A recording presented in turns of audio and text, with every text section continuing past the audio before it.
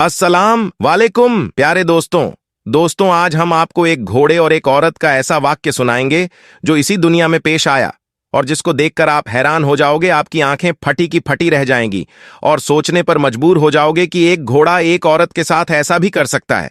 दोस्तों, आपने बहुत सारे वाक्य सुने होंगे, लेकिन आज जो वाक्य हम आपको सुनाने जा रहे हैं यह वाक्य इतना मशहूर नहीं है और हमें पूरा यकीन है कि आपने इससे पहले यह वाक्य कभी नहीं सुना होगा।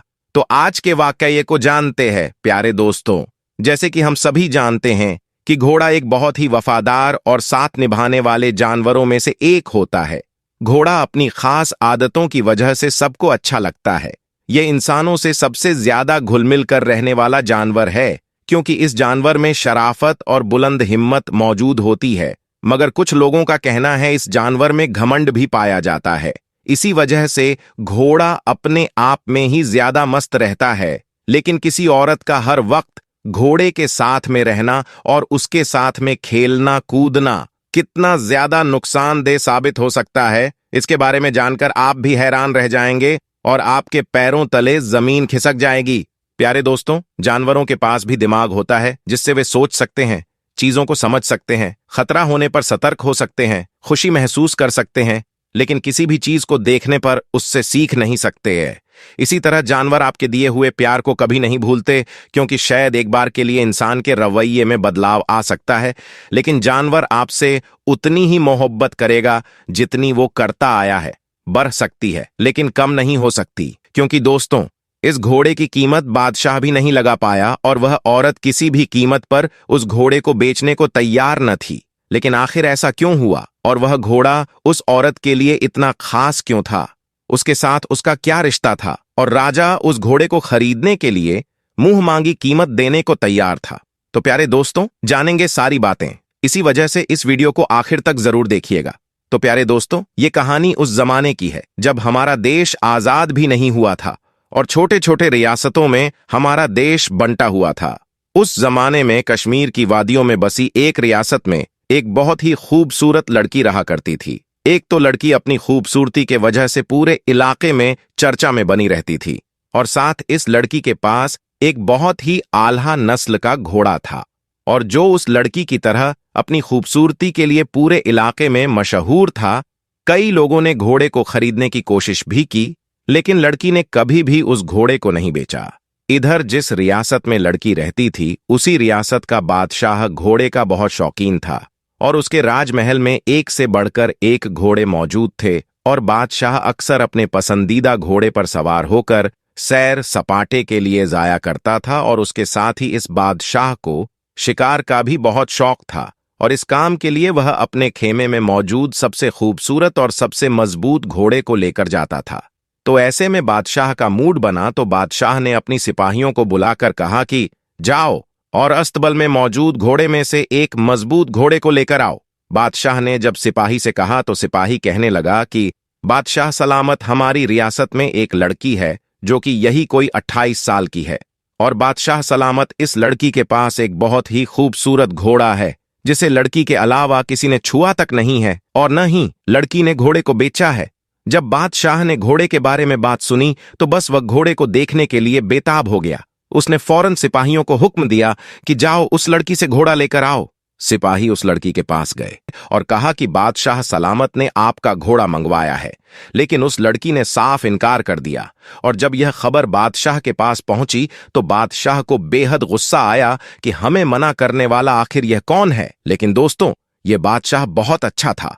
उसने अपने गुस्से को काबू किया और अपने सिपाहियों को हुक्म दिया कि उस लड़की को बाइज्जत उसके घोड़े के साथ हमारे दरबार में लेकर आओ। जब सिपाहियों ने उस लड़की से जाकर कहा कि बादशाह ने आपको आपके घोड़े के साथ बुलवाया है, तो ऐसे में लड़की मान गई और लड़की दरबार में अपने घोड़े के साथ पहुंच गए। लेकिन लड़की ने ये बात पहले से ही ठान ली थी कि चाहे कुछ भी क्यों ना हो जाए, लेकिन मैं अपना घोड़ा किसी भी हालत में बादशाह को नहीं दूंगी। और बादशाह ने जैसे ही घोड़े को देखा तो वह उसका दीवाना हो गया और वह उसकी मुंह मांगी कीमत देने के लिए भी तैयार हो गया। लेकिन लड़की ने कहा कि अगर आप अपनी पूरी रियासत भी मुझे देंगे तो भी इस घोड़े की कीमत के मुकाबले नहीं हो सकती है। मैं इस घोड़े को किसी भी कीमत पर बेचने के लिए तैयार नहीं हूं। तो इस पर बादशाह ने पूछा कि आखिर इस घोड़े में ऐसा क्या है। तो लड़की ने कहा कि बस यह मेरा पसंदीदा घोड़ा है। लड़की ने कहा, हाँ, आप चाहे तो इस घोड़े की सवारी कर सकते हैं। बादशाह ने सोचा कि चलो एक बार ही सही घोड़े की सवारी ही कर लेता हूं। तो फिर बादशाह ने जब उस घोड़े की सवारी की तो वह उसकी दौड़ और फुर्ती का दीवाना हो गया और वह लड़की को मुंह मांगी कीमत देने के लिए फिर से तैयार हो गया। लेकिन लड़की फिर भी इस बार न मानी और उसका जवाब ना ही था। तो बादशाह ने कहा कि ठीक है, तुम्हारी मर्जी, मत बेचो। लेकिन बादशाह कहने लगा, अच्छा तो तुम आज शिकार के लिए अपना घोड़ा हमें दे सकती हो। तो लड़की सोच में पड़ गई। फिर उसने सोचा, चलो मैं घोड़ा ही दे देता हूं। लेकिन लड़की ने कहा कि मेरी एक शर्त है, जब आप गांव में सही सलामत वापस आएंगे तो इस घोड़े को रियासत के शाही होने का हुक्म देंगे। लड़की की बात सुनकर बादशाह भी तैयार हो गया और अब वो उस घोड़े के ऊपर शिकार के लिए बिल्कुल तैयार था। बादशाह उस दिन बहुत ज्यादा खुश था। अगले दिन जब बादशाह जाने लगा तो उसके पीछे कुछ सिपाही भी निकले। जब बादशाह शिकार की जगह पर पहुंचा तो उसने घोड़े को रोकने की कोशिश की, लेकिन पूरी कोशिश के बावजूद घोड़ा नहीं रुका और घोड़ा हवा से बातें करता हुआ और अपनी पूरी रफ्तार से आगे बढ़ता जा रहा था। बादशाह के पीछे चल रहे सिपाही घबरा गए और सोच में पड़ गए कि आज से पहले तो बादशाह सलामत इससे आगे कभी नहीं गए थे, तो आखिर अभी इस इलाके में कहां जा रहे हैं। फिर वह बादशाह के पीछे चलती है। फिर थोड़ी देर चलने के बाद घोड़ा एक ऐसी जगह रुका जहां बहुत सारे फल और नदियां और बहुत खूबसूरत नजारा था, जिसे देखकर बादशाह का दिल खुश हो गया। उसे वहां बहुत अच्छा सुकून मिल रहा था। उसे ऐसा लग रहा था कि इससे अच्छी जिंदगी कहीं नहीं हो सकती, क्योंकि दोस्तों वहां का जो माहौल था वह बहुत ज्यादा सुंदर और शांत था, जिसे देखकर मन और दिमाग अपने आप ही शांत हो जाता था। और वहां बादशाह की पसंद के जानवर भी शिकार के लिए मौजूद थे, जिसे देखकर बादशाह और भी ज्यादा खुश हो गए। और बादशाह ने सोचा कि यह घोड़ा तो बहुत ही समझदार है, मैंने आज से पहले इससे ज्यादा खूबसूरत जगह कहीं नहीं देखी थी। फिर बादशाह ने वहां खूब शिकार किया और फल खाए और वापस आकर लड़की को उसका घोड़ा देते हुए कहा कि वाकई में आज से पहले मैंने इतना शानदार घोड़ा कहीं नहीं देखा था। इसके बाद फिर से बादशाह ने लड़की को घोड़ा बेचने के लिए कहा, लेकिन लड़की ने मना कर दिया और वादे के मुताबिक बादशाह ने घोड़े को शाही घोड़े का तगमा दे दिया।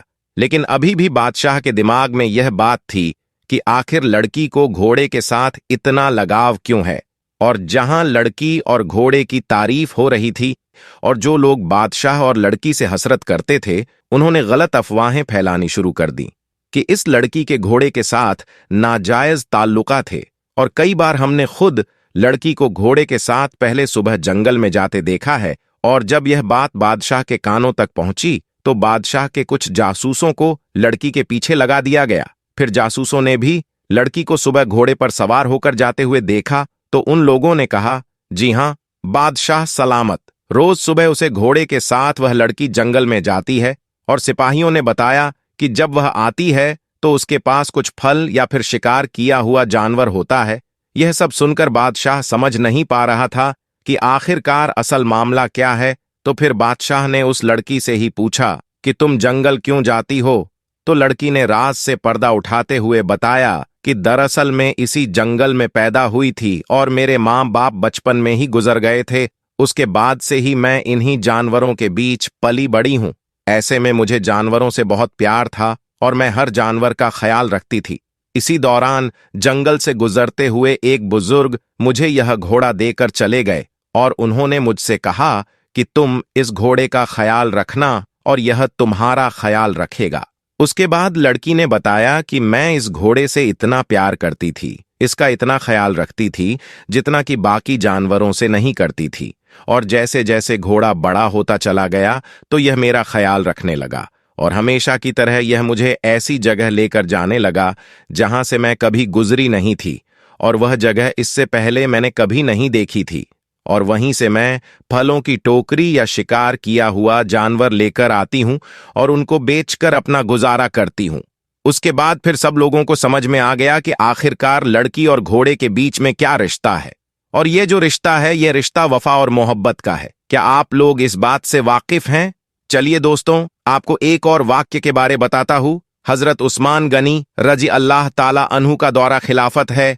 आप रजी अल्लाह ताला अन्हु अपने कमरे में बैठे हुए हैं। एक बंदा आपके कमरे में आता है और आकर कहता है, ए अमीनुल मोमिनीन हजरत उस्मान रजी अल्लाह ताला अन्हा, एक बहुत बड़ा हादसा हो गया है। हजरत उस्मान रजी अल्लाह ताला अन्हु ने पूछा, क्या हादसा हो गया है?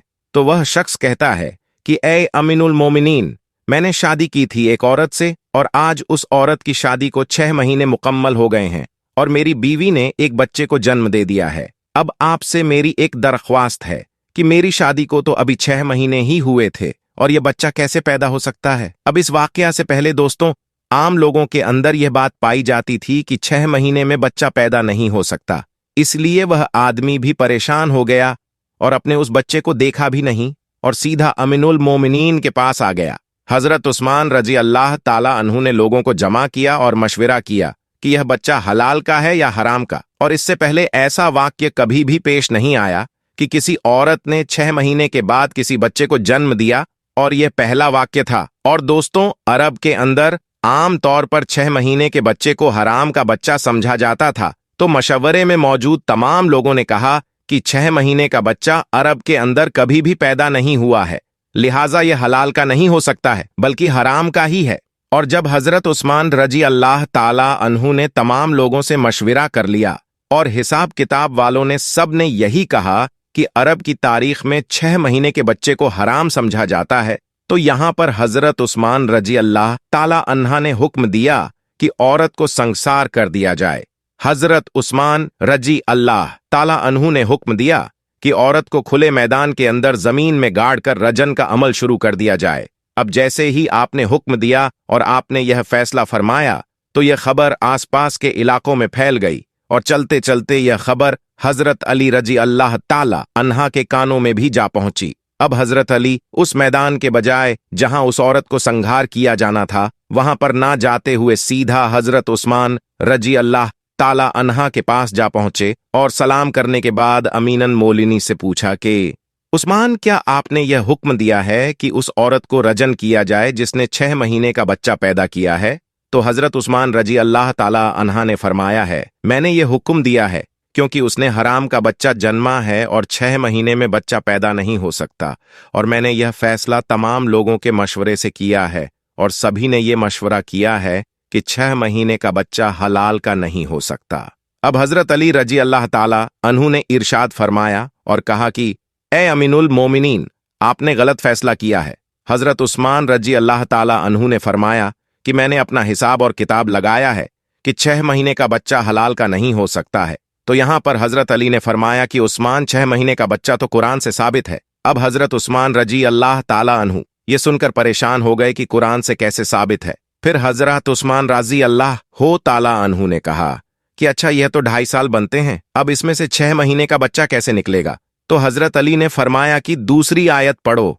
अल्लाह फरमाता है कि 2 साल दूध पिलाने के 30 महीनों में 2 साल निकालो, और जब आप 24 महीने निकालेंगे तो पीछे 6 महीने बचेंगे। तो हजरत उस्मान रजी अल्लाह ताला अन्हु फरमाने लगे कि ए अली, बात तो तुमने बिल्कुल ठीक कही है। हजरत अली रजी अल्लाह ताला अन्हु ने फरमाया, कयामत तक अगर किसी औरत का 6 महीने का बच्चा बिस्तर पर पैदा हुआ है तो उसे हलाल किया जाएगा, हराम नहीं, क्योंकि यह कुरान की आयत के मुताबिक है। और सारी दुनिया झूठी हो सकती है लेकिन कुरान पाक की बात कभी झूठी नहीं हो सकती। हजरत उस्मान रजी अल्लाह ताला अन्हु रोने लगे और आपकी चीख निकल गई और आप अपने आप से फरमाने लगे, कल कयामत के दिन अल्लाह को तू क्या जवाब देगा? और आपने सिपाहियों से फरमाया कि जल्दी जाइए, उस औरत को बचाइए।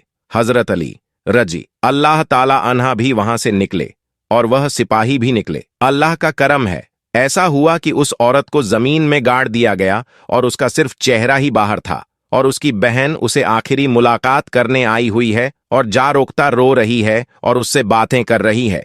अब सिपाही भी वहां पर पहुंच गए, हजरत अली भी वहां पहुंच गए।